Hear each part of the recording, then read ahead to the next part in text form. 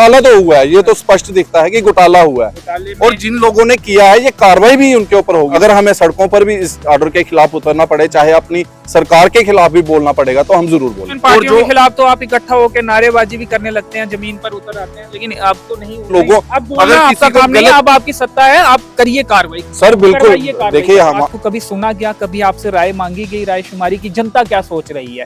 केवल एलजी के जरिए कुछ भी आदेश पारित करवा देना, लागू करवा देना, क्या ये सही है? राय मांगी जाती है कभी आपसे? देखिए, राय की बात तो मैं नहीं करूंगा, राय देना हमारा फर्ज बनता है, मांगना नहीं मांगना वो सेंटर पे है। अब जुगल जी क्या बोलते हैं, वो सीनियर लोग हैं, मैं उनकी बात को नहीं काटूंगा। लेकिन जिम्मेवारी मैं सिर्फ ये समझना चाहूंगा, जिम्मेवारी आखिर किसकी बनती है? जब कोई अच्छा काम होता है आप क्रेडिट लेने की बात करते हैं, जब कुछ ऐसा होता है आप कहते हैं हमारी सरकार नहीं है, मीठा मीठा ग्रुप कड़वा कड़वा थू कर देते हैं। स्टेट लैंड, रोशनी एक्ट की लैंड और घास चराई लैंड को लेकर जब से सरकारी फरमान आया है, तब से लेकर अफरा तफरी देखने को मिल रही है। राजनीतिक विरोध भी भाजपा का होते हुए दिख रहा है। ये कहा जा रहा है कि प्रशासन द्वारा जल्दबाजी में ऐसा फैसला लिया गया है। अमित शर्मा जी हमारे साथ है, भाजपा के नेता है।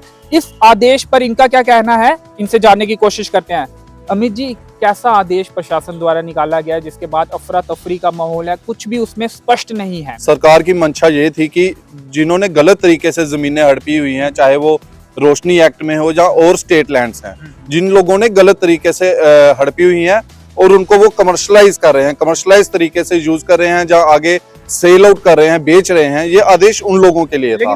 लेकिन उस आदेश में ऐसा तो कोई जिक्र नहीं था, व्याख्यान तो इस तरह का कुछ नहीं था। ये तो आप कह रहे हैं, भाजपा के नेता ये तथ्य रख रहे हैं, लेकिन ऑर्डर पे जो लिखा है, जो लिखित में है, यकीन तो उस पे करेंगे ना? बिल्कुल, आप सही कह रहे हैं कि ऑर्डर जो निकला था वो उन्हीं लोगों के लिए निकला है, लेकिन ऑर्डर में स्पष्ट नहीं किया गया और इससे क्या हो गया कि लोग परेशान हो गए। जो गरीब लोग जो पहाड़ों में रहते हैं, देहात एरिया में रहते हैं, उन लोगों को परेशानी आ गई कि हम लोग भी इसके दायरे में आ जाएंगे, जबकि लोग अपनी जमीनों पर 50-50, 100-100 साल से बैठे हुए हैं। कोई 50 से बैठा हुआ है, 50-52 का भी कोई ऑर्डर था, फिर 71 का भी ऑर्डर है जिसके तहत लोगों के इंतकाल किए गए हैं, गर्दोरियां की गई हैं। तो मैं यही कहना चाहूंगा उन लोगों से कि आपको परेशान होने की कोई जरूरत नहीं है।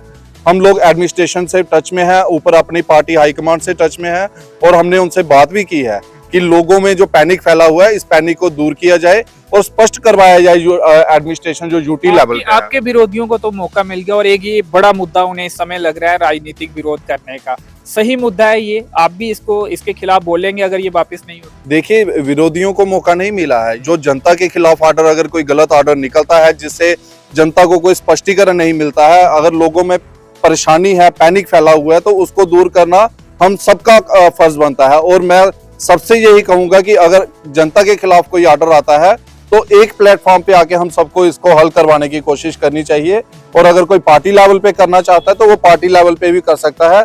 सिर्फ जो आम जनता है उसको परेशानी नहीं आनी चाहिए। ईडीसी मेंबर्स और बीडीसी चेयरपर्सन ने रिव्यू बैठक जो काउंसिल की चल रही थी उससे वॉकआउट कर दिया, लेकिन पूर्व मंत्री जो कटरा से आते हैं जुगल किशोर शर्मा जी, उनका कहना था वॉकआउट भाजपा के काउंसिलर को नहीं करना था, उन्हें रिजाइन करना था, क्योंकि सत्ता में वही बैठे हुए हैं, केंद्र के जरिए भाजपा ही सत्ता को चला रही है और ये वॉकआउट कर रही है, ये सब ड्रामेबाजी है। ये अगर करना था तो रिजाइन करना था इस मुद्दे को लेकर। सर, मैं आपको एक चीज बताता हूँ, अब जुगल जी क्या बोलते हैं, वो सीनियर लोग हैं, मैं उनकी बात को नहीं काटूंगा। लेकिन जिम्मेवारी मैं सिर्फ ये समझना चाहूंगा, जिम्मेवारी आखिर किसकी बनती है? जब कोई अच्छा काम होता है आप क्रेडिट लेने की बात करते हैं, जब कुछ ऐसा होता है आप कहते हैं हमारी सरकार नहीं है, ये एलजी प्रशासन है, ये उनके जरिए सत्ता चल रही है, तो मीठा मीठा ग्रुप कड़वा कड़वा थू कर देते हैं। देखिए, मैं आपको एक चीज बताता हूँ कि वॉकआउट किया वो अच्छा किया, क्योंकि लोगों के नुमाइंदे हैं तो लोगों के ही फेवर में बात करेंगे, किसी और के फेवर में बात क्यों करेंगे? अगर आज हम जिस भी पोजीशन पे हैं, लोगों की वजह से हैं, लोगों ने हमें इस पोजीशन पे बिठाया हुआ है। एक चीज मैं आपको बताता हूं कि आपको पता है कि जब कोर्ट का ऑर्डर आया था तो रिव्यू पिटीशन भी यूटी एडमिनिस्ट्रेशन ने, सरकार ने दायर की है, और उसमें स्पष्ट किया हुआ है कि जो लोग इन जमीनों को कमर्शलाइज करके प्लॉट्स बना के आगे बेच रहे हैं, तो उन लोगों पे कार्रवाई की जाए। इसी के खिलाफ कोर्ट में सरकार गई हुई है, यूटी एडमिनिस्ट्रेशन गई हुई है। ये रिव्यू पिटीशन दायर की गई है कि जो बिग लैंड ग्रैबर्स हैं पहले उन पे कार्रवाई की जाए।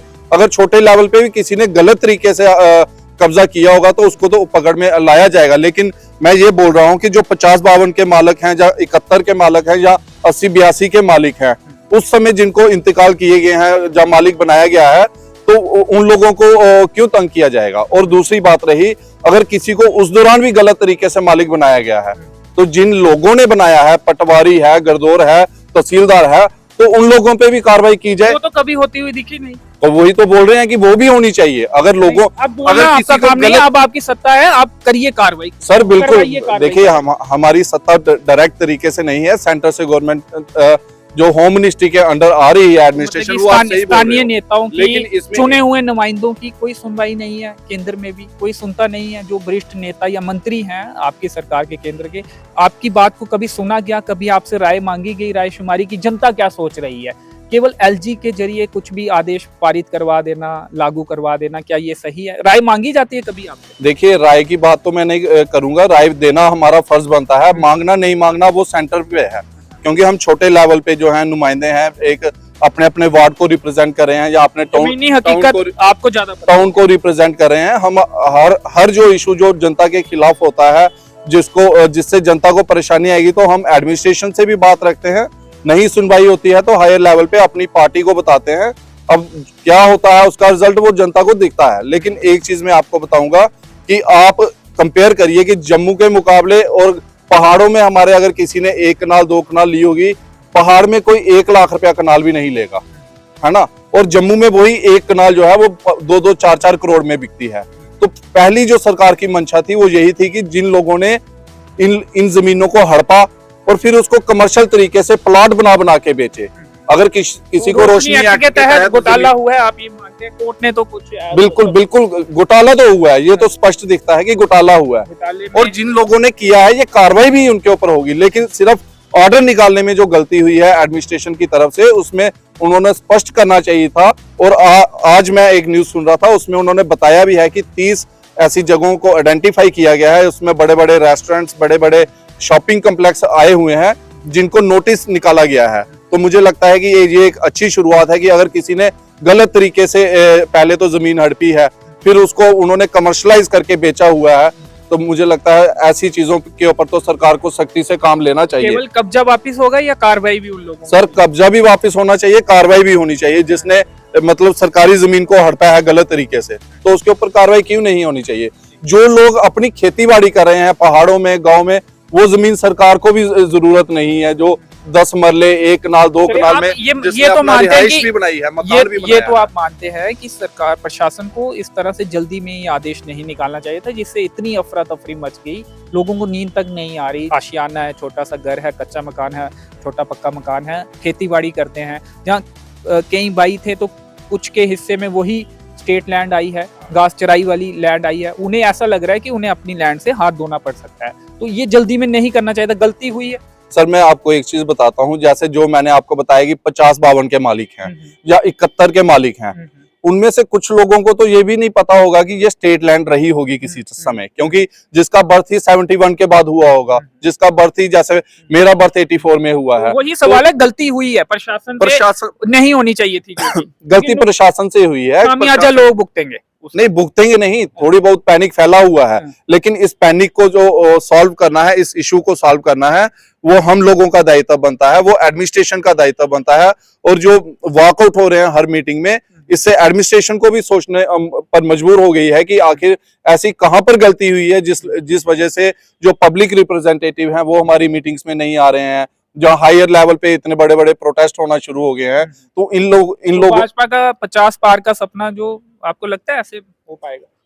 सर, तभी तो बोल रहे हैं कि जनता से रिलेटेड इशू अगर कोई भी होगा, जो ऑर्डर लोगों के खिलाफ होगा, लोगों के जहन में तो बैठ गया कि प्रशासन इस तरह से कुछ करने आप मुझे एक बात बताइए, भाजपा का नारा क्या है? Nation first. नेशन किससे बनता है? नेशन लोगों से बनता है।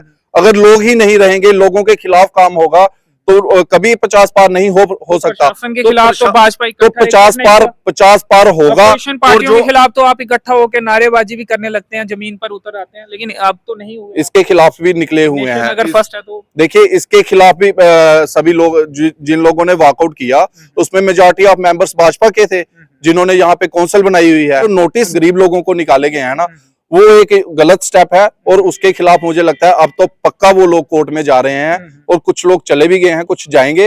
लेकिन अगर हमें सड़कों पर भी इस ऑर्डर के खिलाफ उतरना पड़े, चाहे अपनी सरकार के खिलाफ भी बोलना पड़ेगा, तो हम जरूर बोलेंगे। जी, चलिए, तो सरकार के खिलाफ भी लैंड इशू को लेकर बोलना पड़े तो जरूर बोलेंगे। तो चलिए फिलहाल इस इंटरव्यू में इतना ही। मेरे सहयोगी प्रदीप भगत के साथ मुझे दीजिए अनुमति। धन्यवाद।